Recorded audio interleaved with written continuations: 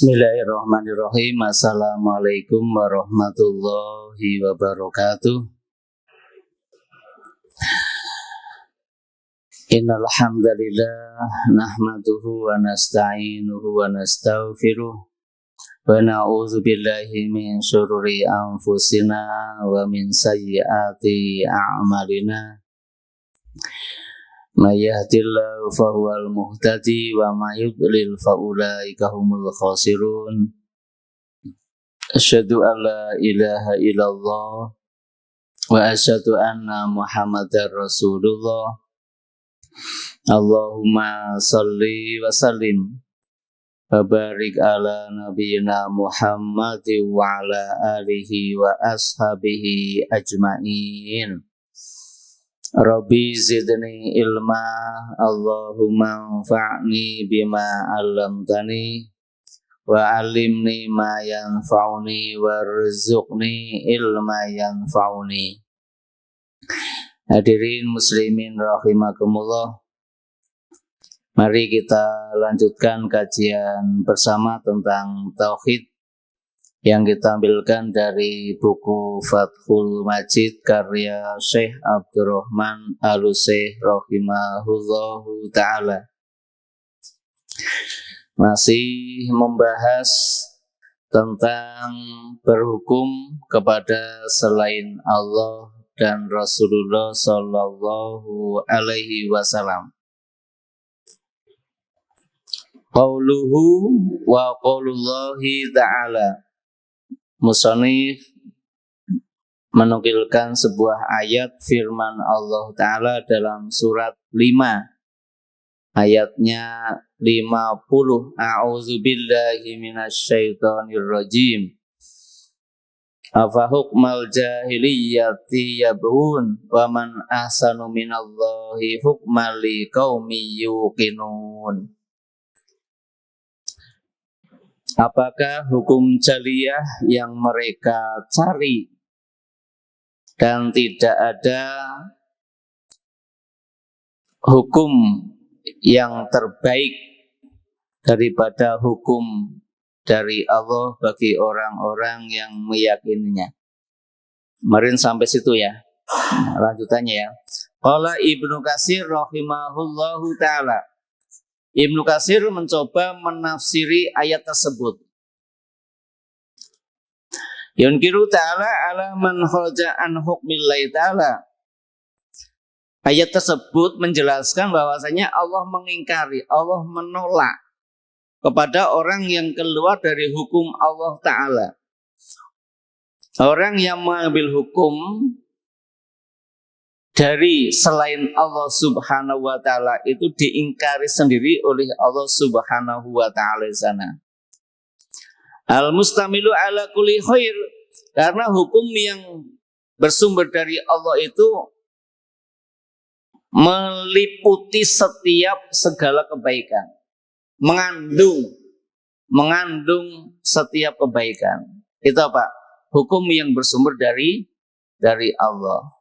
Mengandung di dalamnya setiap kebaikan, apapun wujudnya, baik itu perintah Allah maupun larangan Allah. Di sana ada nilai-nilai hikmah yang terkandung di dalamnya, sehingga setiap hukum yang bersumber dari Allah tidak ada yang tidak berguna, tidak ada yang tanpa nilai manfaat. Semuanya adalah al-mustamilu ala kulli khair. Terkandung di dalamnya nilai-nilai kebaikan, apapun bentuknya, baik yang sudah terbukti secara ilmiah melalui riset-riset, ataupun yang memang logika akal belum mampu menembus itu, ya, belum mampu menembus ke arah sana. Kita disuruh sholat berjamaah di sini. Kita nggak tahu nilai kebaikannya bagi alam semesta. Tapi yakinlah bahwa perintah melaksanakan sholat berjamaah itu apa? Memiliki kebaikan-kebaikan di dalamnya. Dikumandangkannya azan ya. Hanya azan Allahu Akbar sampai selesai. Di mana kebaikannya? bagi tumbuhan, bagi hewan, bagi alam semesta, bagi semuanya. Kita belum mampu ke sana. Mestinya Muslim sampai melakukan penelitian ke sana. Apa hubungan azan, dikumandangkan azan dengan kebaikan alam semesta? Perlu ada sebuah penelitian. Orang-orang dahulu suka riset, gitu. Para ulama suka riset, melakukan penelitian. Nah, ini kan kajian teori ya. Al-mustamilu ala kulli syair, ala kulli khair. Hukum yang bersumber dari Allah itu mengandung setiap kebaikan. Nah, maka kalau kita melaksanakan hukum Allah, yakinlah itu memiliki nilai kebaikan. Apapun bentuknya, maka jangan menyepelekan perintah Allah, walaupun itu sifatnya tidak wajib ya, walaupun sebuah anjuran, walaupun itu hukumnya adalah anjuran, kemudian sunnah dalam kajian fikih ya, tapi yakin itu mengandung nilai kebaikan, laksanakan. Kita kalau masuk masjid kan kaki kanan ya Pak ya. Nah, kalau masuk kamar mandi kaki kiri. Loh, apa bedanya? Coba. Apa bedanya? Keluar masjid kaki kiri. Keluar kamar mandi kaki kanan. Doanya berbeda coba. Doa masuk masjid, masuk kamar mandi beda. Doa keluar masjid sama keluar kamar mandi beda. Di dalamnya itu meliputi nilai-nilai kebaikan. Hanya kita umat Islam belum sampai mengadakan sebuah penelitian ke sana. Kalau diteliti ada di dalamnya kebaikan-kebaikan. Nah, kita cukup percaya gitu ya. Well, tidak boleh begitu. Orang Barat itu enggak. Kalau orang Barat tidak mudah percaya karena mereka mengagungkan logika. Mereka mengagungkan pemikiran-pemikiran. Yang masuk akal diterima. Yang tidak masuk akal ditolak. Maka satu-satunya agama yang diterima oleh orang Barat adalah Islam. Kenapa? Logika menerimanya. Dan tidak ada yang tidak masuk akal. Semuanya masuk akal. Nah, maka peluang dakwah kepada orang-orang pintar sebenarnya adalah Al-Quran ini. An-nahi an kulli syarrin. Yang kedua, hukum yang bersumber dari Allah itu mencegah dari setiap keburukan. Mampu mencegah ya, bukan mengobati, mampu mencegah. Berarti kan belum terjadi. Belum terjadi keburukan, sudah dicegah. Dengan apa? Dengan melaksanakan hukum yang bersumber dari Allah. Maka kalau terjadi keburukan, kalau kita berpikirnya terbalik, terjadinya keburukan kenapa? Karena hukum Allah ditinggalkan. Karena hukum yang bersumber dari Allah ditinggalkan, Al-Quran ditinggalkan, Al-Hadis ditinggalkan, maka apa? Akan mendatangkan asyar, keburukan. Karena hukum Allah itu memiliki sifat an-nahi an kulli syarrin, mencegah. Mencegah dari setiap keburukan atau kejahatan. Maka diutusnya Nabi Muhammad SAW itu adalah rahmatan lil alamin wa ma arsalnaka ila rahmatan lil alamin. Kesana arahnya. Dengan diutusnya Nabi, maka otomatis alam semesta menjadi penuh dengan rahmat, kasih sayang, perdamaian, keadilan, dan sebagainya semacam itu. Wa adlu ila ma siwa minal arai wal ahwa. Nah, yang ketiga, hukum yang bersumber dari Allah itu mengandung nilai kebaikan, keadilan, ya, mengandung nilai adlun, keadilan, dibandingkan dengan selain hukum dari Allah, baik itu berupa al-ara, pemikiran-pemikiran, ide-ide, isme-isme, wal ahwa, dan nafsu. Kalau dibandingkan antara hukum Allah dengan hukum yang bersumber dari akal dan sumber hukum dari nafsu, itu tidak ada bandingannya. Karena hukum yang bersumber dari Allah adalah adil, mengandung nilai-nilai keadilan. Walaupun mungkin sekilas orang membacanya ada hukum Allah yang tidak adil, ada aturan Al-Quran yang tidak adil. Tapi ketika dikaji secara komprehensif dari berbagai disiplin ilmu, ternyata disitulah nilai keadilannya. Disitulah nilai keadilan. Pernah saya ditanya itu hukum waris. Kenapa? Wali zakari mislu hazil unsayin. Kenapa laki-laki dapat 2, perempuan dapat 1? Adilnya di mana coba? Ini namanya diskriminasi coba. Islam diskriminasi urusan waris. Sama-sama anak, kenapa laki-laki dapat 2, perempuan dapat 1? Kalau menggunakan logika nafsu begitu, tapi kalau dikaji secara menyeluruh, di sana ditemukan di mana nilai keadilannya, gitu. Di mana nilai keadilannya. Nah, maka secara normatif hukum bahwa hukum yang bersumber dari Allah itu mengandung nilai-nilai keadilan. Kenapa? Yang membuat itu yang maha adil. Kalau yang membuat manusia itu kan nilai keadilannya kecil. Hukum yang bersumber dari manusia karena nggak punya kepentingan. Manusia punya kepentingan. Karena punya kepentingan membuat aturan pun dia punya kepentingan, nyisipin di sana. Sekarang kalau Allah punya kepentingan enggak? Allah yang maha kaya raya, penguasa jagat raya, semuanya milik Allah. Kira-kira Allah punya kepentingan enggak menurunkan hukum ini? Enggak punya kepentingan. Tidak punya kepentingan. Maka mengandung nilai keadilan bagi semuanya. Tidak hanya untuk manusia, tapi juga untuk makhluk-makhluk yang lainnya. Beda dengan hukum yang dibuat oleh manusia. Lihatlah, hukum yang dibuat oleh manusia, dia punya tendensi untuk sebagian kepentingan dirinya atau kelompoknya. Lihat saja, tidak ada nilai-nilai keadilan. Walaupun ada, tapi disisipin di dalamnya. Maka perlu ada analisis kebijakan publik. Bagaimana sebuah regulasi itu dianalisis, baik prosesnya maupun implementasinya.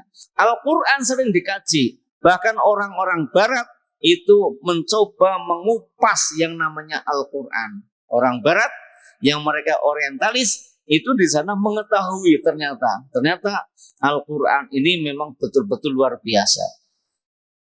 Hadirin rahimakumullah. Jadi hukum yang bersumber dari Allah itu satu, mengandung nilai setiap kebaikan. Yang kedua, mampu mencegah dari segala setiap keburukan. Dan yang ketiga adalah mengandung nilai-nilai keadilan dibandingkan dengan ra'yu maupun hawa nafsunya. Qauluhu wa man ahsanu minal hukmi liqaumin yuqinun. Nah, firman Allah yang menjelaskan, dan tidak ada hukum yang lebih baik daripada hukum Allah. Liqaumin yuqinun, bagi orang yang yakin. Apa maksudnya? Istifhamun ingkarun. Nah, Allah menggunakan harful istifham, waman dan siapakah. Nah, man dan siapakah ahsan yang lebih baik. Nah, maka pertanyaan, dan siapakah yang lebih baik? Ini kan menggunakan harful istifham, menggunakan bentuk pertanyaan. Dalam teori pendidikan, pembelajaran kepada anak bisa menggunakan model bertanya untuk mengetahui kemampuan muridnya. Allah sudah memulai pembelajarannya dengan metode pertanyaan gitu. Nah, dalam ayat, dan siapakah yang lebih baik? Pertanyaannya begitu. Tapi di sini istifhamun ingkarun, bentuk pertanyaan untuk mengingkari. Maksudnya apa? Bertanyanya itu tapi jawabannya tidak. Bertanya, siapakah yang lebih baik hukumnya daripada Allah? Jawabannya adalah hanya Allah. Enggak ada yang lebih baik. Ada enggak hukum yang lebih baik daripada Allah? Jawabannya adalah tidak ada. Ini istifham ingkar. Jadi bentuk pertanyaan untuk menegasikan, bentuk pertanyaan untuk menolak. Adakah yang lebih baik daripada hukum Allah? Jawabannya adalah tidak ada untuk mengingkari. Ai la hukma asan min hukmihi ta'ala. Jawabannya adalah tidak ada hukum yang terbaik selain dari hukum yang bersumber dari Allah Subhanahu wa ta'ala. Maka kalau Al-Quran dan As-Sunnah itu adalah sumber hukum yang bersumber dari Allah. Al-Quran adalah sumbernya dari Allah. Al-Hadis juga sumbernya dari Allah. Sama-sama, dua-duanya sumbernya dari Allah, bukan dari Muhammad. Muhammad diutus oleh Nabi, oleh Allah sebagai utusannya untuk menyampaikan hukum yang dibuat oleh Allah. Kalau Al-Quran itu redaksinya dari Allah, substansinya juga dari Allah. Melalui malaikat Jibril ngajari membaca, ngajari menghafalkan kepada Nabi Muhammad Shallallahu Alaihi Wasallam. Sedangkan hadis itu sumbernya dari Allah, tapi redaksinya dari Nabi. Maka saat Nabi masih hidup, larangan untuk menulis hadis, khawatir bercampur dengan Al-Quran. Maka jawabannya tidak ada. La hukma asanu min hukmihi ta'ala. Tidak ada hukum yang lebih baik daripada hukum yang bersumber dari Allah. Maka kita harus bersyukur pada Allah, kita punya Al-Quran, kita punya hadis. Pegang itu. Itu izzah umat Islam. Ya, itu kemuliaan umat Islam. Kalau umat Islam pegang Al-Quran, mulia hidupnya. Kalau umat Islam pegang Al-Hadis, mulia hidupnya. Tapi kalau Al-Quran ditinggalkan, tidak ada kemuliaan. Hina umat Islam. Kalau hadis Nabi ditinggalkan, maka umat Islam jadi hina. Kekuatan muslimin ada di Al-Quran maupun Al-Hadis. Maka sekarang ada upaya pendangkalan akidah dengan cara apa? Umat Islam jauhkan dengan kitabnya. Kalau bisa menjauhkan muslimin dengan kitabnya, maka umat Islam akan mudah untuk dibawa kemana-mana oleh musuh-musuh Allah Subhanahu wa ta'ala. Tapi kalau umat masih tetap konsisten berpegang teguh dengan Al-Quran dan hadis, tidak bisa digoyang ke sana kemari. Tetap kuat. Walaupun jumlahnya tidak banyak. Walaupun sedikit jumlahnya, tetap semacam itu.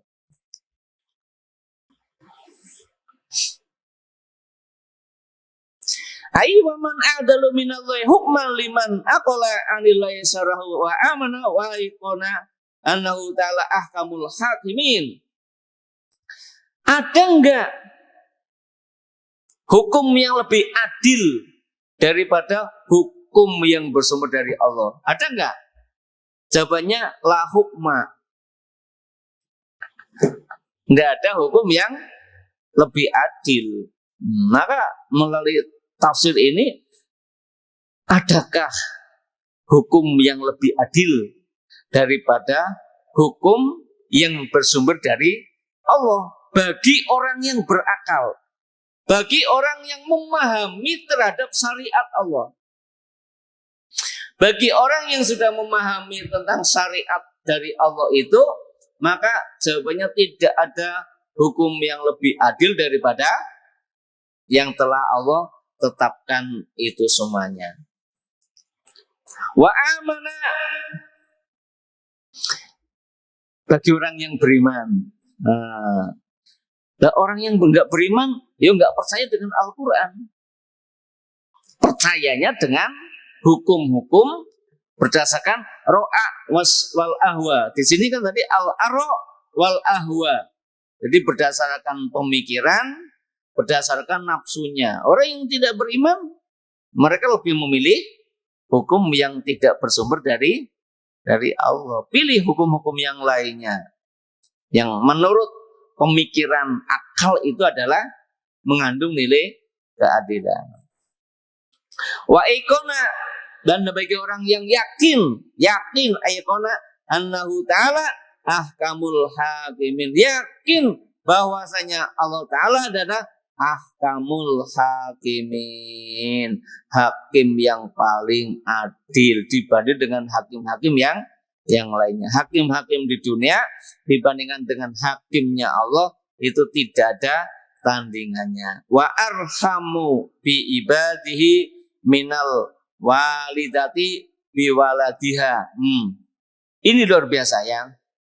Dilihat bahwa hukum yang dibuat oleh Allah itu ternyata Allah lebih sayang kepada hambanya. Arham itu lebih sayang. Allah itu menetapkan hukum itu digambarkan dia lebih sayang kepada hamba-hambanya dibandingkan nilai kasih sayang yang diberikan oleh seorang ibu kepada anaknya. Ibu sama anak kan sayang banget ya. Ibu sama anak itu sangat-sangat sayang. Tetapi dibandingkan hukum yang ditetapkan oleh Allah itu menandung nilai kasih sayangnya. Allah sangat sayang kepada hamba-hambanya melebihi kasih sayang seorang ibu kepada anaknya sendiri. Coba. Ibu nyayangi anak enggak ada kepentingan sama sekali. Betul-betul murni sayang. Betul-betul murni ingin menyayangi, mengasuh, memberi agar mereka besar, pandai, cerdas, solih gitu ya. Enggak ada kepentingan sama sekali seorang ibu kepada anaknya. Ternyata hukum yang Allah tetapkan itu lebih mengandung nilai kasih sayang Allah kepada hambanya. Allah kepada kita lebih sayang daripada sayangnya ibu kepada anaknya. Apa buktinya Pak? Coba. Buktinya apa coba? Kalau Allah lebih sayang kepada hambanya dibanding ibu kepada anaknya.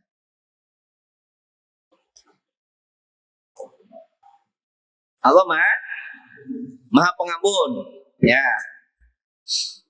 Ibu suka ngampuni anak enggak?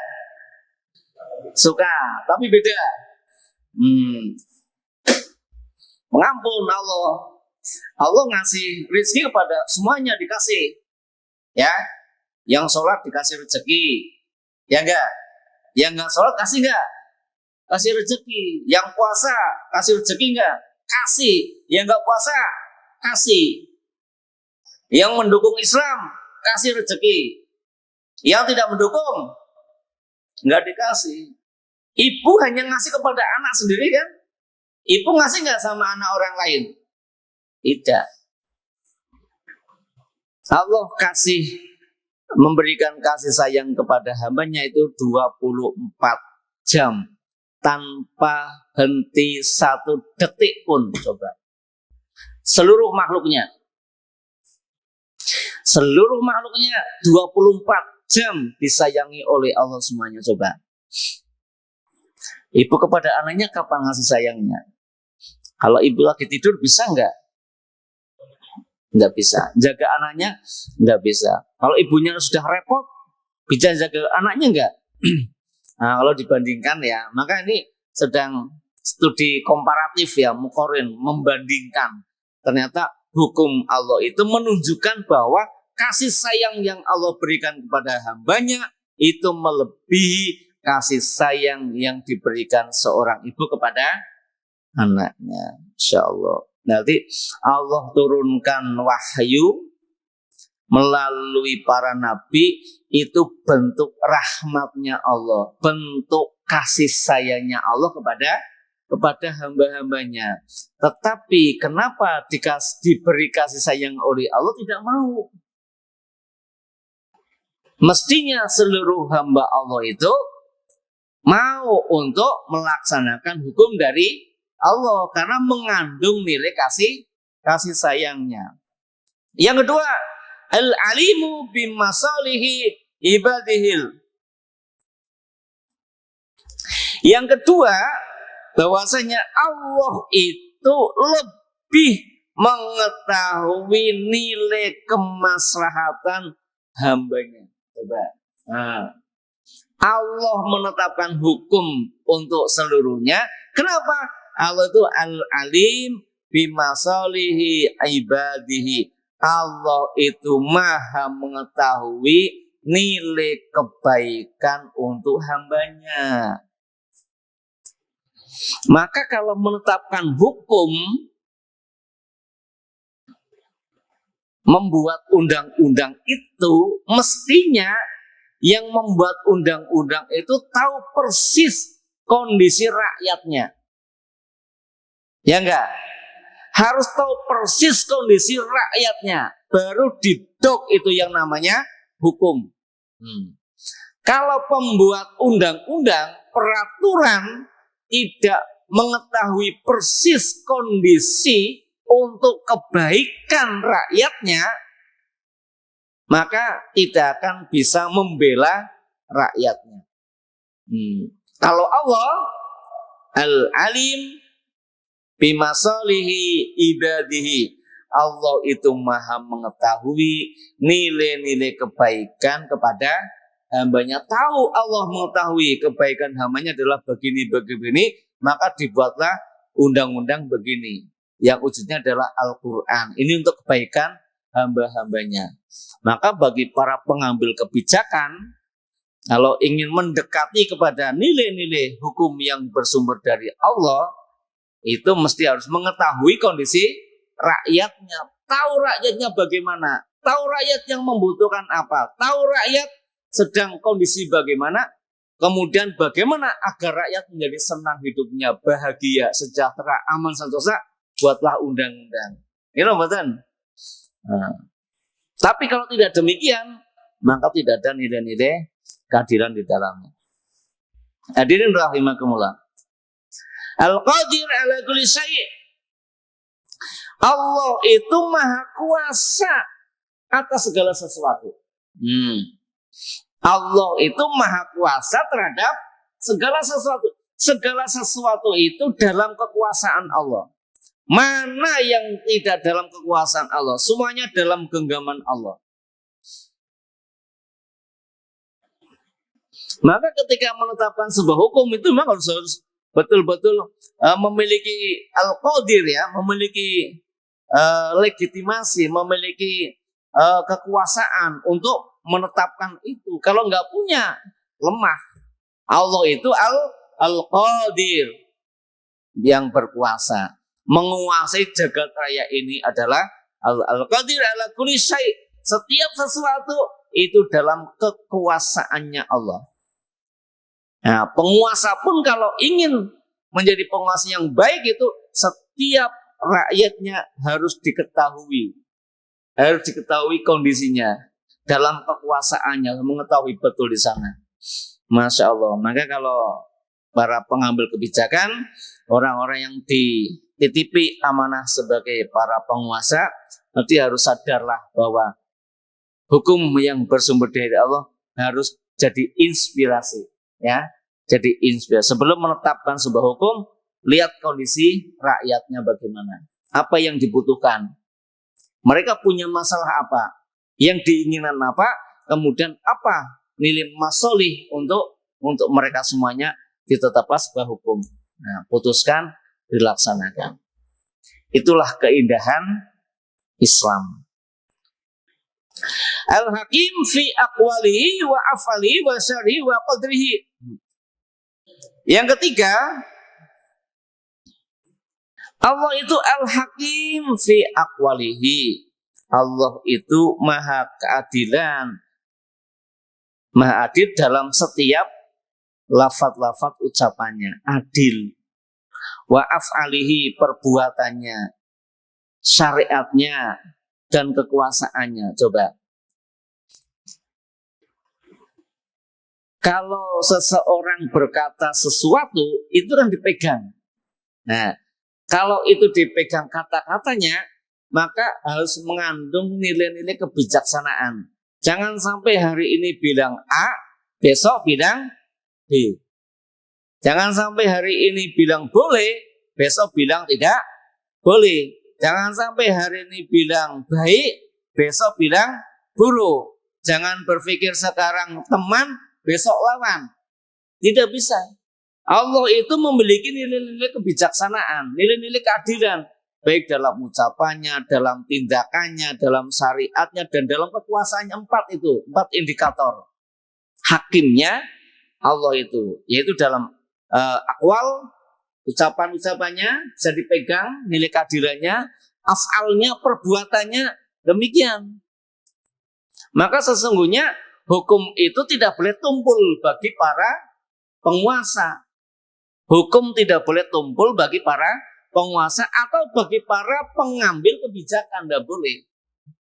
Sama dalam hal akwal, af'al, itu contohnya adalah Allah. Allah itu secara kalamnya, secara amalnya, perbuatannya, secara syariatnya atau yang dibuatnya, dan secara kekuasaannya mengandung diri al-hakim kadiran. Hadirin rahimakumullah. Maka pantas Allah itu bertanya, wa man ahsanu minallahi hukman liqaumi yuqinun. Ada enggak hukum yang lebih baik daripada hukum yang bersumber dari Allah bagi orang yang meyakininya? Istifhamun ingkarun adalah bentuk pertanyaan untuk menegasikan. Jawabannya adalah tidak. Ai la hukma asan min hukmihi ta'ala. Artinya adalah tidak ada hukum yang lebih baik daripada hukum yang bersumber dari Allah subhanahu wa ta'ala. Wa fil ayati at-tahziru man hakamal jahiliyah wa tiyarahu ala hukmillahi wa rasulihi. Faman fa'ala dzalika faqad a'rada 'anil ahsan wa huwal haqqu ila daddihi minal batil. Nah,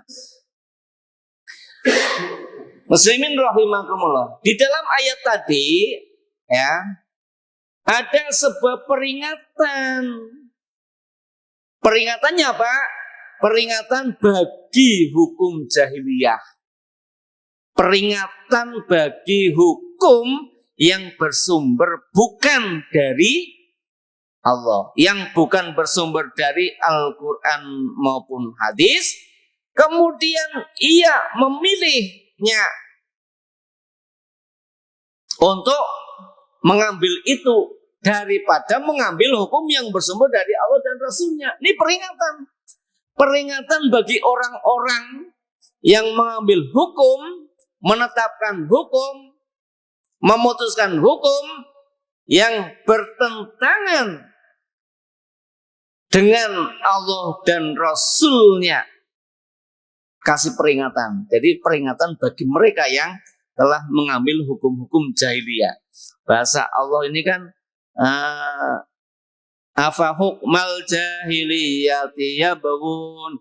Apakah hukum jahiliyah yang mereka cari? Hukum jahiliyah adalah hukum yang bodoh, yang tidak dilandasi dengan ilmu dan iman.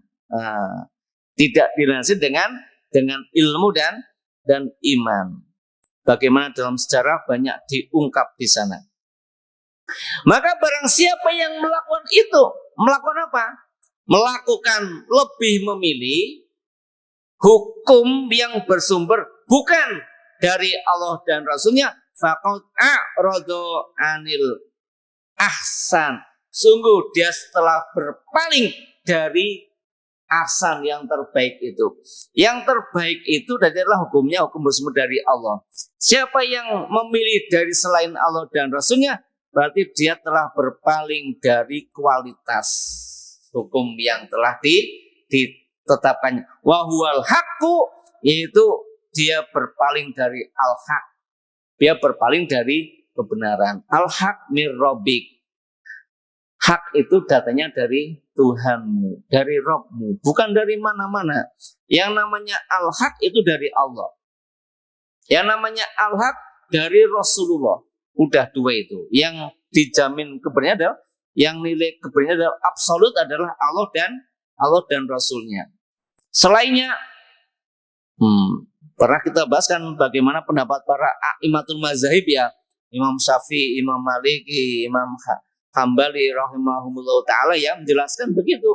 Kalau kau lihat pendapatku berbeda dengan Allah dan Rasulnya, tinggalkan pendapatku.